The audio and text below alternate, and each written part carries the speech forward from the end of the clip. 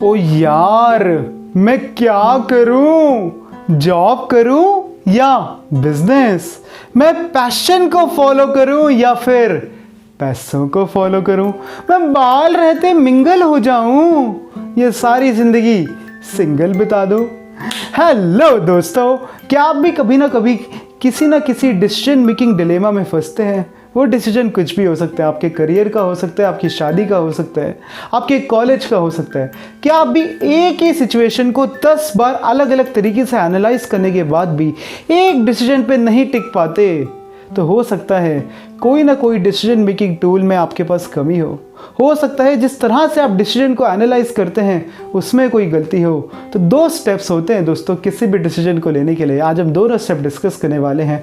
पहला स्टेप हम डिटेल में डिस्कस करेंगे, दूसरा स्टेप पहले स्टेप को इंप्लीमेंट करने के लिए है तो क्विकली कवर करेंगे। तो ध्यान से सुनिए मेरी बात को। पहला स्टेप है, सुनिए ज़रा ध्यान से, किसी भी डिसीजन को लेने से पहले you have to be sure about the 3 P's of decision making. सुनिए ज़रा, समझिए इस बात को। किसी भी डिसीजन को लेने से पहले 3 P's होते हैं जो आपको पता करने होते हैं। 3 P's क्या है? पहला P है आपकी पर्पस, दूसरा आपकी पर्सनालिटी और तीसरा आपकी प्रायोरिटी है। ज़रा ध्यान से सुनिए, पर्पस, पर्सनालिटी और प्रायोरिटी, यानी क्यों करना चाहते हो और क्या कर सकते हो और कितना करना चाहते हो। समझते हैं ज़रा एक एक करके। पर्पस यानी मकसद, आप किसी काम को करना क्यों चाहते हो? आप यहाँ से लेकर हरिद्वार जाना चाहते हो तो आपका गोल क्या हुआ? दिल्ली से हरिद्वार जाना, गोल हुआ हरिद्वार जाना, लेकिन जाना क्यों चाहते हो? क्या शॉर्ट टर्म के लिए जाना चाहते हो या लॉन्ग टर्म के लिए? क्या सेटल होने के लिए जाना चाहते हो या घूमने के लिए? वो हुआ आपका पर्पस। ज़िंदगी के इस सफ़र में दोस्तों बहुत से लोग स्ट्रगल इसलिए करते हैं, बहुत से लोग अपने डिसीजंस पे इसलिए अमल नहीं कर पाते क्योंकि वो गोल स्टेटमेंट तो बनाते हैं।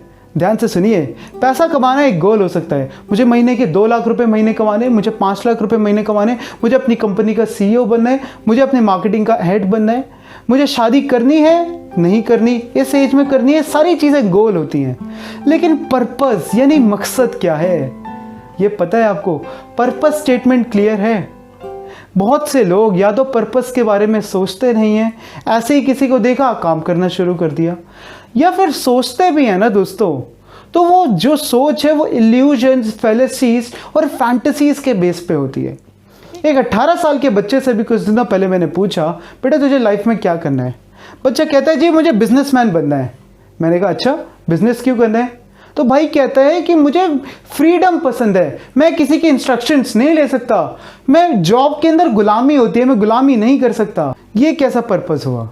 क्या बिजनेस के अंदर हमें कस्टमर्स का ऑर्डर नहीं लेना होता? हमें कस्टमर्स की कई बार ताने नहीं सुनने होते? देखो एक बात बताता हूं दोस्तों, जिस भी इंसान से आपको पैसे मिलते हैं आप उसके आगे बॉस नहीं बन सकते। जी हाँ, फिर से बोलता हूँ, जिस इंसान से भी आपको पैसे मिलते हैं उसके आगे आपको गुलाम ही बनना पड़ेगा, उसके आगे आपको सर झुका के चलना ही पड़ेगा। जॉब के अंदर वो इंसान आपका बॉस होता है क्योंकि वो आपको सैलरी देता है। बिजनेस के अंदर वो इंसान आपका कस्टमर होता है क्योंकि वो आपको ऑर्डर देता है, वो आपके फैमिली को फीड करता है। तो आप जब तक अपने कस्टमर्स के साथ हम्बल नहीं हो सकते, जब तक अपने कस्टमर्स की नीड्स को प्रायोरिटाइज नहीं कर सकते, आप बिजनेसमैन नहीं बन सकते। इसी तरह एक और लड़के से मैंने पूछा, मैंने कहा भाई तू क्या करना चाहता है लाइफ में? कहता है जी मुझे जॉब करनी है। मैंने पूछा क्यों, क्या पर्पस है? कहते हैं मुझे लाइफ में सिक्योरिटी चाहिए, मुझसे लाइफ में रिस्क नहीं लिया जाता। यार एक बात समझो, क्या जॉब 100% सिक्योर होती है? सोच के देखो एक बार।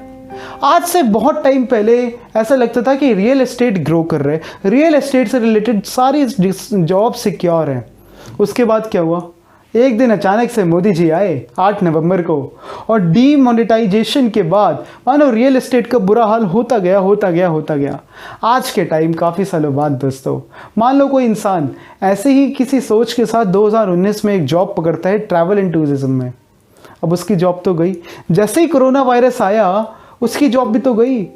तो जी एक बात समझिए, जॉब और बिजनेस को एक दूसरे से अलग थोड़ी ना है। अगर बिजनेस अनसर्टेन है तो जॉब भी तो अनसर्टेन हुई ना। ये कैसा रीजन हुआ जॉब करने के पीछे? तो किसी का भी कोई एक स्ट्रॉन्ग रीजन नहीं होता काम करने के पीछे। इसी तरह जो सरकारी नौकरी वाले उनके साथ क्या होता है, वो मान तो लेते हैं कि सेफ एंड सिक्योर जॉब उनके लिए एक पर्पस है, लेकिन उसके बाद एक टाइम के बाद मान लो उनके साथ वो चीज़ होती भी है, उनकी जॉब्स एक कॉर्पोरेट के कंपैरिजन में सिक्योर भी होती हैं, लेकिन एक टाइम के बाद क्या होता है, आलस से भर जाते हैं। 9 से 5 की जॉब, 2 बजे लंच, लाइफ एट टंच। 1% इधर का काम नहीं, 1% उधर का काम नहीं, कभी भी अपनी लाइफ में ग्रो नहीं कर पाते। एक टाइम के बाद बोर होना शुरू हो जाते हैं। क्यों बोर होते हैं वो? क्योंकि स्ट्रॉन्ग पर्पस नहीं है।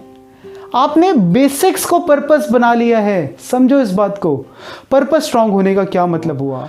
एक बार मुझे ध्यान है, मैंने ओला कैब्स के फाउंडर के बारे में पढ़ा था कि वो एक बार रास्ते से जा रहे थे, उनकी टैक्सी वाले की टैक्सी का टायर ख़राब हो गया तो बहुत बदतमीज़ी की।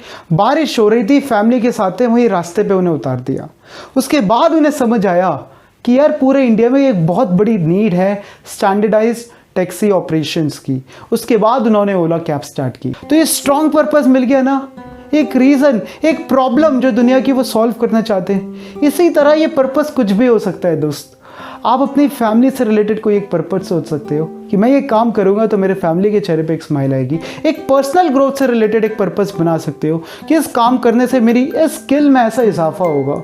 तो एक पर्पस बनाओ। जब तक पर्पस स्टेटमेंट नहीं होगी, काम करने में मज़ा नहीं आएगा, समझे? तो दूसरे पी पे आते हैं दोस्तों। दूसरा पी है पी फॉर पर्सनालिटी। अब बहुत से लोगों के साथ क्या प्रॉब्लम आती है दोस्तों, बहुत से लोग काम शुरू तो कर देते हैं, लेकिन वो जो भी काम शुरू करते हैं, जो भी डिसीजन लेते हैं, वो अपने डिज़ायर्स और ड्रीम्स के बेसिस पे लेते हैं, या फिर अपनी फैंटेसीज़ के बेसिस पे लेते हैं, या फिर जो एक्स जनरेशन है, जो पुरानी जनरेशन है, वो कैसे सोचते थे, सेफ्टी एंड सिक्योरिटी के बेसिस पे। कोई चीज़ सेफ एंड सिक्योर तो नहीं होती, ये तो हमने अभी डिस्कस किया।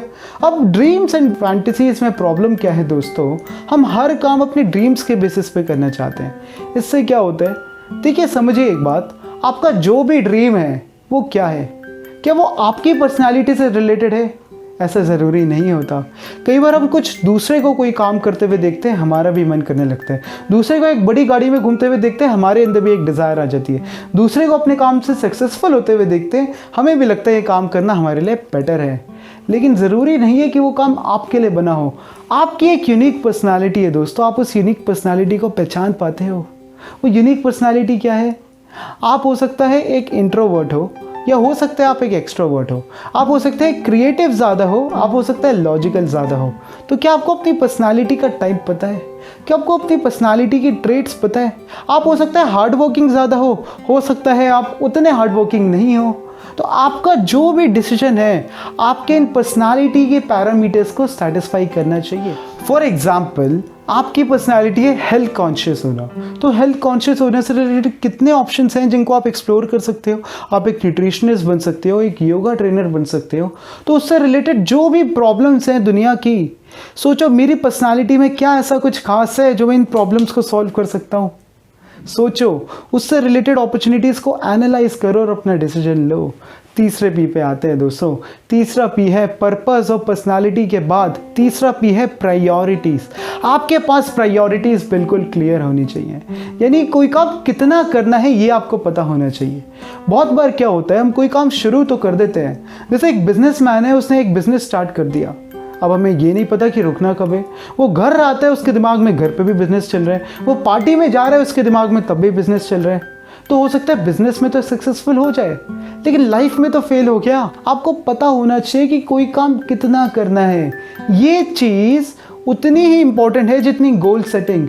गोल क्या हो सकता है कि इस महीने मुझे 2 लाख रुपए कमाना है, ठीक है, बहुत बढ़िया गोल है, लेकिन अब 2 लाख के बाद कितने आगे तक जाना है, ये चीज़ की प्रायोरिटी आपको पता होनी चाहिए।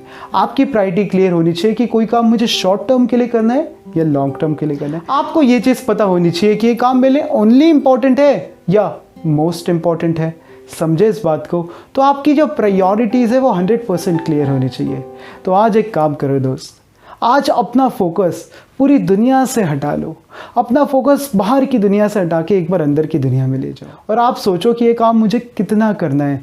एक प्रायोरिटी लिस्ट बनाओ, एक ऐसी प्रायोरिटी लिस्ट जो किसी एक इंडिविजुअल से इंस्पायर नहीं है, किसी मोटिवेशनल स्पीकर के सेशन से इंस्पायर नहीं है। आपकी यूनिक लिस्ट, यानी आप उसमें लिस्ट करो कि आपके लिए हेल्थ की इंपॉर्टेंस कितनी है, हेल्थ आपके लिए कौन सी प्रायोरिटी पे है, आपके लिए वेल्थ की इंपॉर्टेंस कितनी है, आपके लिए फैमिली हैप्पीनेस की इंपॉर्टेंस कितनी है, आपके लिए सिंगल रहने की इंपॉर्टेंस कितनी है, आपके लिए अपने सेल्फ इंट्रोस्पेक्शन के टाइम की इंपॉर्टेंस कितनी है, आपकी आध्यात्मिक हेल्प की इंपॉर्टेंस कितनी है। ये सारी चीज़ें की एक लिस्ट बनाओ कि मेरे नंबर 1 प्रायोरिटी क्या है, नंबर 2, नंबर 3।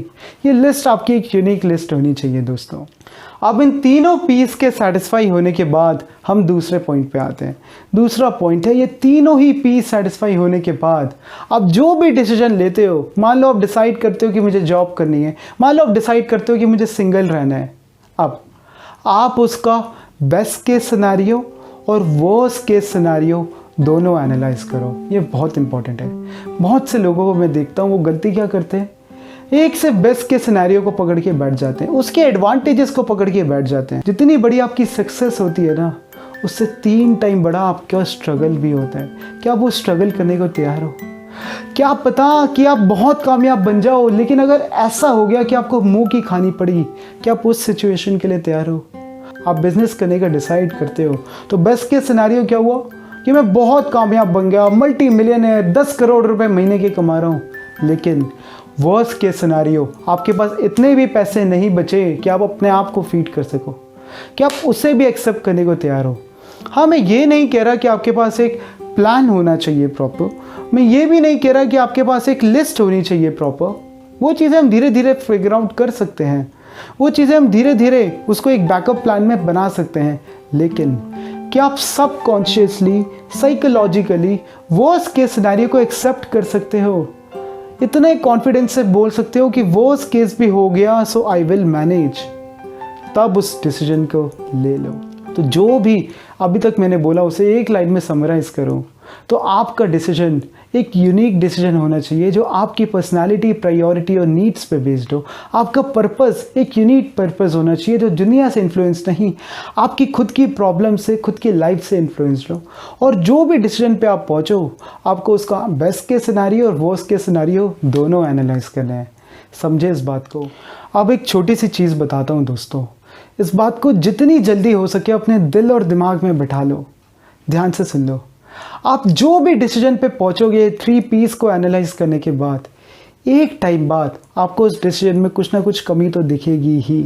चाहे आप ये डिसाइड करो कि मुझे अपने पैशन को फॉलो करना है या फिर आप पैसों को फॉलो करो, चाहे आप ये डिसाइड करो कि मुझे ज़िंदगी भर सिंगल रहना है या आप जल्दी से मिंगल हो जाओ, एक टाइम के बाद जब भी उस डिसीजन में कुछ ना कुछ कमी आती दिखेगी, जब भी आपकी लाइफ में कुछ स्ट्रगल आएगा, आपको अपने डिसीजन पे 100% डाउट होगा।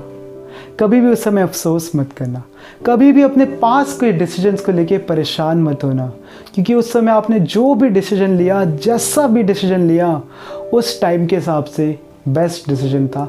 आपकी नॉलेज के हिसाब से, आपकी अंडरस्टैंडिंग और मैच्योरिटी के हिसाब से बेस्ट डिसीजन था। कभी भी पास को लेके रिग्रेट मत करना। जो है अच्छा था, जो फ्यूचर में होने वाला है वो भी अच्छा ही होगा। इस बात को जल्दी से जल्दी समझ लो। समझे? वीडियो का मैसेज समझे हो तो लाइक करके उत्साह बढ़ाना बड़ा अच्छा लगता है। नीचे कमेंट करके बताना आपको वीडियो कैसी लगी और 1 मिनट लेके सबके साथ शेयर कर देना। बहुत से लोग डिसीजन मेकिंग में कंफ्यूज होते हैं, सब तक ये वीडियो पहुंचनी चाहिए। चैनल पे नए हो, सुशांत टॉक्स को सब्सक्राइब नहीं किया तो अभी कर लीजिए, साथ में जो बेल आइकन है उसको भी दबा दीजिए ताकि ऐसी कमाल की एंटरटेनमेंट एंड इन्फॉर्मेशनल वीडियोस की अपडेट्स आपसे मिस ना हो। तो अभी के लिए मैं चलता हूँ, नेक्स्ट वीडियो में मिलता हूँ। आपका अपना सुशांत सिंघल।